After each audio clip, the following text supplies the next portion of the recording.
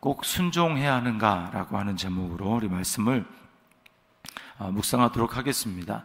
자, 이제 성전을 다 짓고 나서 기도도 하고 또 이제 이스라엘 백성들에게 축복도 하고 다 끝나고 나서 이제 하나님이 다시금 솔로몬에게 성전 건축하기 전에 왕위에 세워진 지 얼마 되지 않았을 때 그가 기브온 산당에서 하나님을 찾고 예배할 때 그에게 나타나셔서 내가 너에게 무엇을 하여 주기를 원하느냐, 이렇게 해서 하나님의 놀라운 은혜를 입었던 그때 나타나셨던 하나님이 다시금 솔로몬에게 나타납니다. 그런데 우리가 쭉 살펴보면 이게 분위기와 뉘앙스라는 게 있잖아요. 뭘 알 수 있냐면 하나님이 경고의 메시지를 한다라고 하는 것을 알 수 있습니다.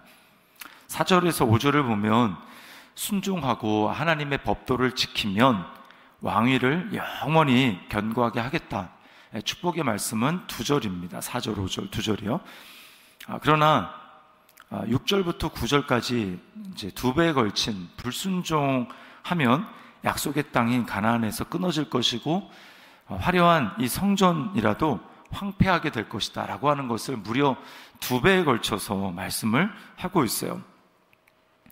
그러니까 이거는 우리가 신명기를 보아서도 압니다. 신명기 이제 28장에 보면 복과 저주를 내가 너희 눈앞에 놓았다 이렇게 이야기를 하시잖아요. 그때도 거의 2배 이상 가까이 되는 말씀은 너희가 불순종하면 이러이러한 저주가 내릴 것이다 라고 말씀을 하죠. 자, 그러면 우리는 질문을 해볼 수가 있습니다. 그럼 하나님은 이스라엘을 저주하기를 원하셔서 이렇게 그 축복에 관한 말씀보다는 저주에 관한 말씀이 많은가? 라고 하는 것이죠. 그러니까 우리는 하나님 성경 전체 나타나는 하나님의 성격을 통해서, 성품을 통해서 그렇지 않다는 것은 알고 있습니다. 그러니까 오히려 우리는 어떻게 알 수 있냐면 하나님이 이스라엘을 사랑하시기 때문에 그만큼 저주를 받기를 원치 않아서 높아심에서 경고가 훨씬 더 많다라는 것을 알 수 있습니다. 이거는 하나님이 이스라엘과 함께하기 때문에 따라오는 것입니다. 우리는 하나님이 함께하시기 때문에 복을 받기를 원합니다. 하나님이 함께하시기 때문에 따라오는 이러한 복, 그것을 받기를 원하지만 반대로 거룩하신 하나님이 우리와 함께 하시기 때문에 감수해야 되는 그것이 있다라는 거예요. 자, 3절을 보면 네 기도와 네가 내 앞에서 간구한 바를 내가 들었은즉, 들었다라는 거죠. 좋은 일 아닙니까? 응답이죠. 근데 뭡니까? 내 이름을 영원히 그곳에 두며 내 눈길과 내 마음이 항상 거기에 있으리니, 이렇게 말씀을 합니다. 하나님이 함께 하셔서 항상 눈이 이제 그곳에 있기 때문에 이제 문제는 뭐냐면 하나님 보셨을 때 불의한 일, 또 옳지 못한 일, 불순종하는 일, 이런 일이 발생하면 훨씬 더 큰 문제가 생기는 것입니다. 하나님이 함께 하신다라는 것은 늘 세상적인 것에서의 형통함과 축복만 온다고 생각하면 우리는 하나님을 크게 오해하는 것입니다. 하나님이 늘 함께 하신다라는 것은 하나님이 내 삶에 하나님 편에서 복을 주시고 또 하나님 편에서의 좋은 길로 인도하시겠다라는 것이며 또 그렇게 되도록 간섭하겠다라는 것입니다. 하나님 편에서요. 하나님 편에서, 내 편이 아니라 하나님 편에서 그렇다는 것입니다. 육체적인 편안함만을 생각했을 때는 오히려 하나님이 나와 함께 하시고 떠나지 않으신다, 눈이 항상 그곳을 보신다 라고 하는 것이 훨씬 더 불편할 수 있습니다. 그러나 하나님의 간섭은 참 사랑이고 나중에 인생을 돌이켜볼 때 결코 영원한 관점에서, 긴 관점에서 후회함이 없는 그런 삶을 살도록 하시기 위한 하나님의 사랑이라는 것을 우리는 알아야 하는 것입니다. 자, 우리 자신에게 한번 물어보고 적용해 봅시다. 하나님이 함께 하신다는 것을 육체적인 편안함과 세상적인 형통함을 주는 것으로만 생각하고 있지는 않습니까?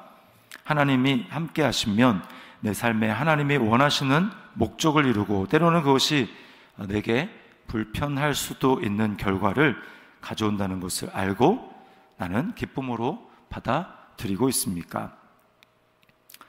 자, 그 다음에 이제 우리가 순종에 대해서 좀 생각을 해보는데요. 순종이라는 것은 하나님만을 사랑하는 것을 말합니다. 자, 왜 하나님의 말씀의 법대로 순종하면 잘 되고 하나님의 말씀과 계명에 불순종하면 형통하지 못할까요?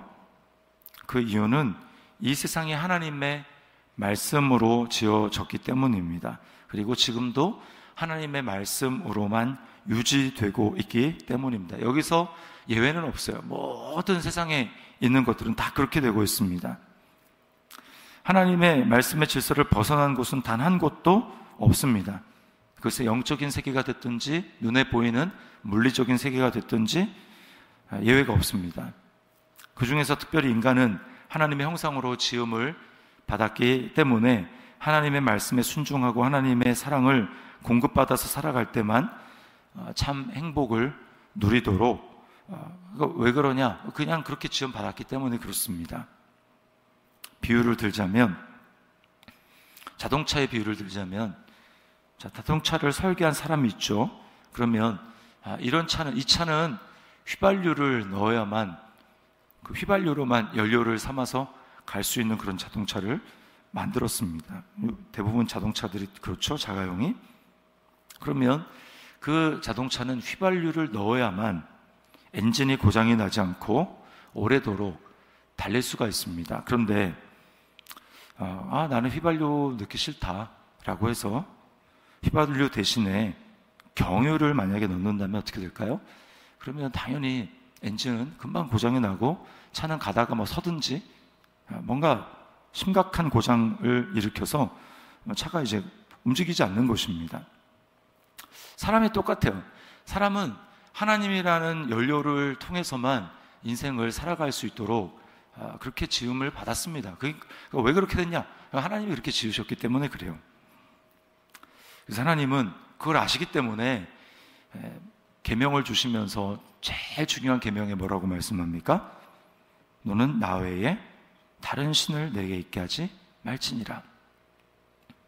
하나님의 사랑을 받고 하나님만 예배하고 하나님이 주시는 은혜를 통해 사랑을 통해서 공급받아 살아갈 수 있다는 것입니다. 그러나 지금 이스라엘 백성들의 문제는 무엇입니까? 그러지 않는다는 거예요.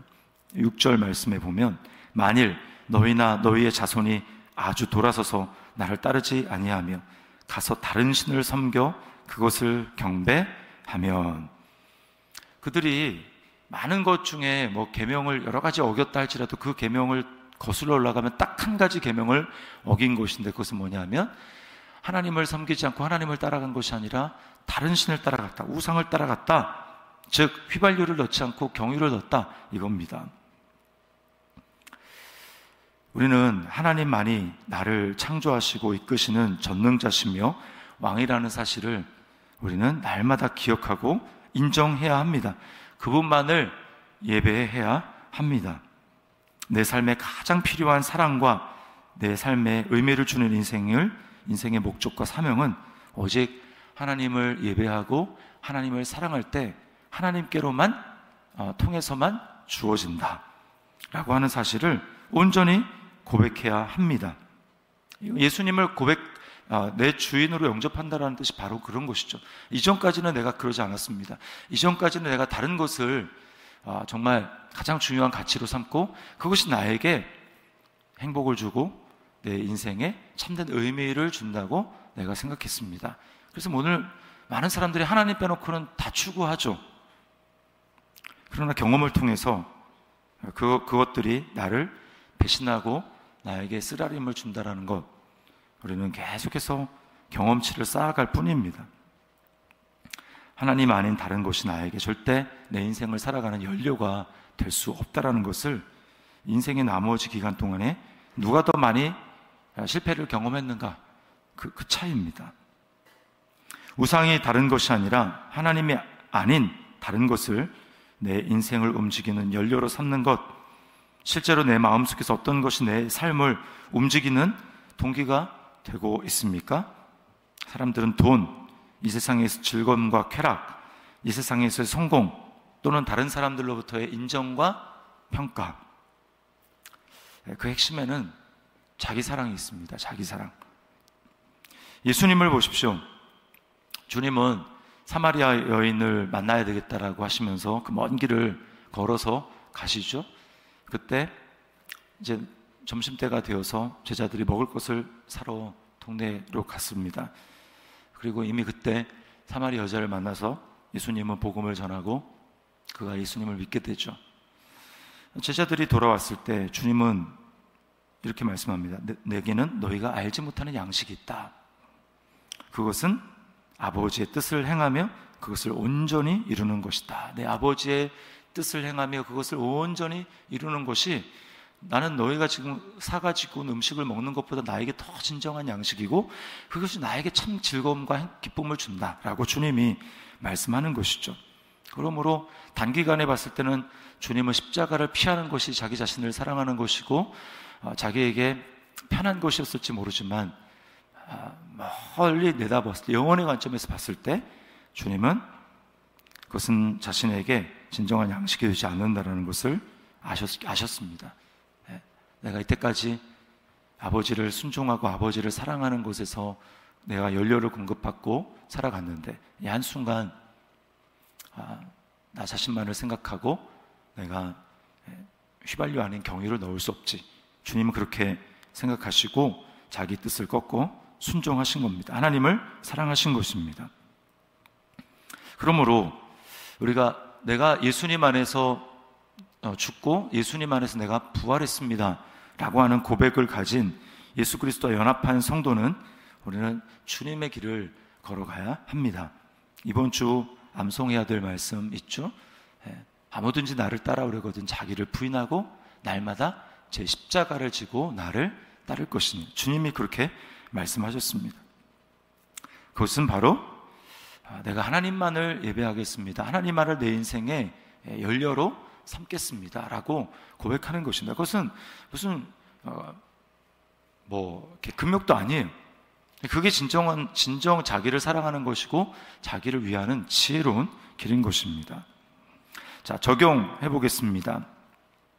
하나님만이 주실 수 있는 것을 하나님 아닌 다른 것에서 얻으려고 찾고 추구하는 대상은 무엇입니까? 자기 사랑에서 나를 건지고 구원해 주신 주님을 기억하며 내가 돌이켜야 할 것은 무엇입니까? 자, 오늘 꼭 순종해야 하는가? 네, 꼭 순종해야 합니다. 그것이 내가 사는 길이기 때문에, 그것이 가장 지혜로운 길이기 때문에 그렇습니다.